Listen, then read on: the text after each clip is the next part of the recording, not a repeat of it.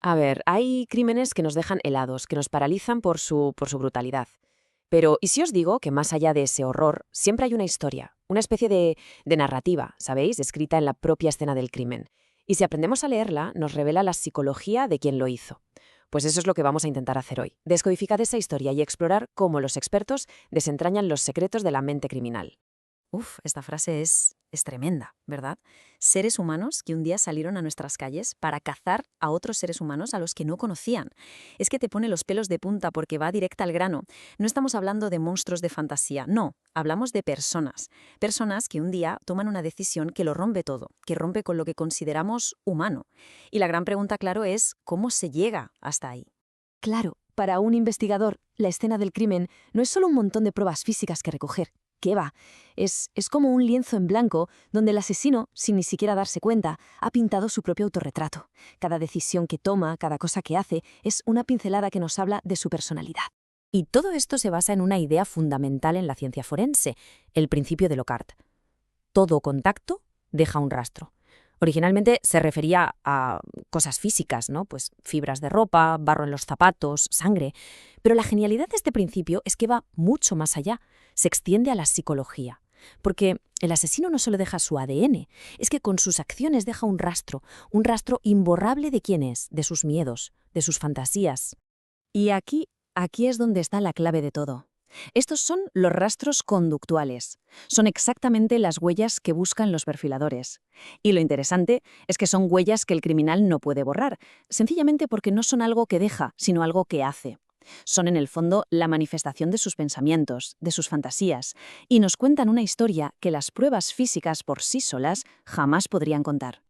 Vale, y para poder interpretar esa historia, para leer ese autorretrato, los analistas se fijan en dos cosas fundamentales. No solo miran qué se hizo, sino que intentan entender por qué se hizo cada cosa. Es la gran diferencia, ¿no?, entre el cómo y el por qué de un crimen. Primero tenemos el modus operandi, el famoso EMO. Esto es básicamente el método, el cómo del crimen, cómo se acerca a la víctima, qué arma usa, cómo huye. Es un comportamiento totalmente práctico, funcional y aprendido. Y esto es súper interesante para los investigadores porque puede cambiar. El criminal aprende de sus errores, se va siendo más eficiente, intenta evitar que lo pillen. Y luego, en el otro lado de la balanza, tenemos la firma. Esto ya no es el cómo, esto es el por qué. Son esos actos que en realidad no hacían falta para cometer el delito, pero que son vitales para satisfacer una necesidad psicológica del criminal. Es el reflejo directo de sus fantasías, su sello más personal, es el ritual que le da placer. Fijaos en el contraste, porque es clave para entenderlo todo. El modus operandi responde a una necesidad práctica, es algo aprendido, que cambia, que evoluciona, y su objetivo es proteger al delincuente. La firma, en cambio, nace de una necesidad psicológica, está arraigado en sus fantasías y por eso suele ser estática, no cambia. Y no busca protegerle, busca satisfacerle. Saber distinguir entre estas dos cosas es crucial para entender qué es lo que de verdad le mueve. Y con ejemplos se ve clarísimo. Pensemos en Alfredo Galán, el asesino de La Baraja. Disparar a sus víctimas con una pistola concreta, eso era su modus operandi, su método. Pero dejar un naipe en la escena, eso era totalmente innecesario para el crimen. Esa era su firma, era su burla, su forma de decir, he sido yo. O pensemos en Jack el Destripador. Su MO era atacar a un tipo de víctima en una zona concreta. Pero el ritual tan brutal de mutilación post-mortem, esa era la firma. Y era lo que revelaba la auténtica naturaleza de su fantasía sádica. Claro, llegados a este punto, la pregunta es inevitable, ¿no? ¿Cómo es posible que una persona llegue a hacer esto? Y no solo una vez, sino una y otra vez. Una vez que analizamos las acciones, tenemos que meternos dentro de la mente. ¿Qué es lo que falla? ¿Qué mecanismo se desconecta para que alguien pueda cometer estas atrocidades sin que la conciencia se lo impida? Bueno, pues vamos a intentar responder a eso.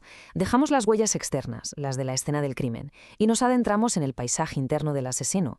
Para poder matar de forma repetida, una persona tiene que neutralizar esos frenos morales que casi todos tenemos. La pregunta es, ¿cómo narices consiguen silenciar su propia conciencia?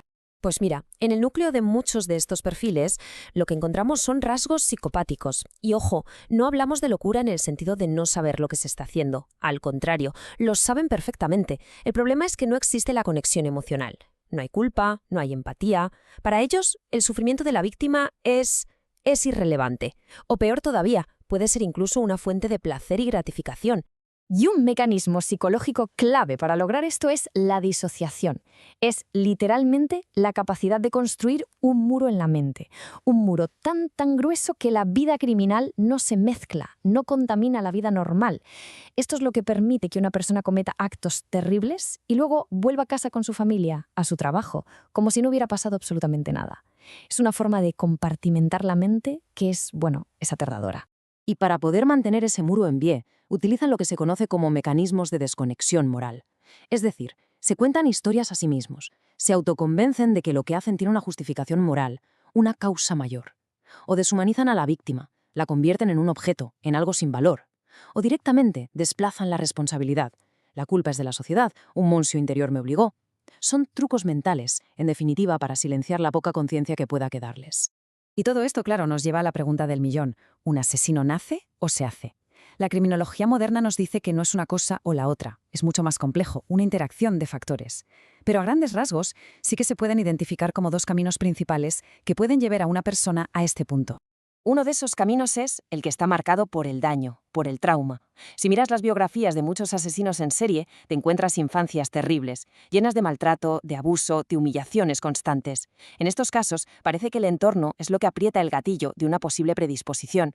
El individuo aprende desde muy pequeño que el mundo es un lugar hostil y se refugia en sus fantasías de poder y control, fantasías que, con el tiempo, querrá hacer realidad. Pero luego está el otro camino, el que nos deja a todos perplejos, el de personas con vidas aparentemente normales, con estudios, con trabajo, con familia, gente integrada, y de repente, un día, rompen con todo. En estos casos no hay un trauma evidente que lo explique. La teoría apunta más bien a una profundísima insatisfacción vital, una especie de crisis interna tan grande que les lleva a buscar en el asesinato esa emoción extrema, ese algo que creen que le falta a su vida. Entonces, ¿de qué sirve todo este análisis? ¿Para qué hacemos esto? Es importante dejarlo claro. El objetivo de la perfilación criminal no es excusar ni mucho menos justificar estos actos. El objetivo es algo mucho más práctico y sobre todo necesario. Se trata de comprender para poder anticipar y, ojalá en última instancia, prevenir. Y aquí llegamos a la gran conclusión de todo esto. La idea de la maldad como si fuera una fuerza mística, algo inexplicable que simplemente existe, es un mito que quizá nos reconforta, pero es falso. Lo que la criminología nos enseña es que la maldad se construye, es el resultado de una red complejísima de fallos en el desarrollo emocional, en la estructura cerebral, en la integración social. Es como una torre que se va construyendo mal bloque a bloque hasta que se derrumba. Pero ojo, esto no es una ciencia exacta. Como bien dice esta cita, la psicología de un asesino violento y despiadado no se define por motivos lógicos. Es decir, aunque encontremos patrones, no hay una fórmula matemática para crear un asesino. No hay una secuencia infalible de causa y efecto. Cada caso es un mundo, un universo complejo, y entenderlo requiere un análisis muy profundo, sin caer en la trampa de buscar respuestas fáciles donde sencillamente no las hay.